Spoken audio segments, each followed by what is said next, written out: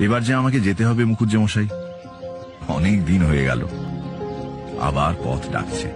পরিব্রাজকের এক জায়গায় বেশি দিন থাকতে নেই, তাতে আসক্তি জন্মায়। এই যে আপনার সঙ্গে আমার পরিচয়, বন্ধুত্ব, এই পর্যন্তই ভালো। এর চেয়ে বেশি গভীরতা হলে তা বন্ধন হয়ে পায়ে জড়িয়ে যাবে। রাগ করবেন না।